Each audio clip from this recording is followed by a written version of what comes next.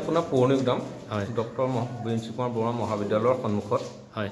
যোৱা ৰাতি আপোনাৰ ইয়াত কি হৈছিলে যোৱা ৰাতি আপোনাৰ এটা চুৰিকাকাণ্ড সংঘটিত হৈছে ইয়াত অৱশ্যে মোৰ এইটো আপোনাৰ এটা পৰিবহণ সন্থা অংশুমান অসম লজিষ্টিক বিগত 1 বছৰ ধৰি মই ইয়াত আপোনাৰ পৰিবহণ কৰি আছোঁ মই পৌৰ্ণিকদাম নিকটৱৰ্তী অঞ্চলৰ পৰা আপোনাৰ যোনটো চিকনি চুপাৰী আছে তেখেতসকলৰ উৎপাদিত সামগ্ৰীখিনি মোৰ এই ট্ৰান্সপৰ্টৰ জৰিয়তে তেখেতসকলে বহিৰাজ্যলৈ ট্ৰান্সপৰ্টেশ্যন কৰে আৰু বিগত কেইবাদিন আগৰ দিনৰ দৰেও যোৱাকালিও নিশা মোৰ ইয়াত আপোনাৰ মিনিমাম 90 বেগমান চুপাৰী বেগ আছিলে কিমান বেগ নিলে চোৰে 26 বেগ হয় কিমানমান টকাৰ মূল্য হ'ব লক্ষাধিক টকাৰ মূল্য হ'ব হয় সেয়া উদ্ধাৰ হৈছেনে নে কেনেকৈ গম পালে আপুনি ঘটনা সেয়া উদ্ধাৰ হৈছে মই কৃতজ্ঞতা জ্ঞাপন কৰিছোঁ আমাৰ পৌৰ্ণিকদাম আৰক্ষীক তেখেতসকলে প্ৰায় নিশা 3মান বজাত মোলৈ এটা ফোন আহে ফোনটোত মই যেতিয়া ৰিচিভ কৰোঁ তেতিয়া তেখেতসকলে কয় যে মোৰ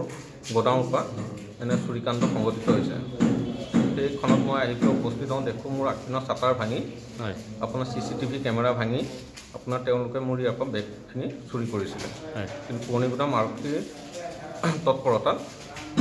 কৰায়ত্ব আপোনাৰ বেগখিনিৰ লগতে এখন গাড়ী আপোনাৰ কৰায়ত্ব কৰে তেখেতসকলে আপুনি 26 বেগ আছিলে আৰু ঘূৰাই পালে সেইখিনি 26 বেগটো এতিয়া আপোনাৰ পৌৰ্ণিকদাম আৰক্ষীৰ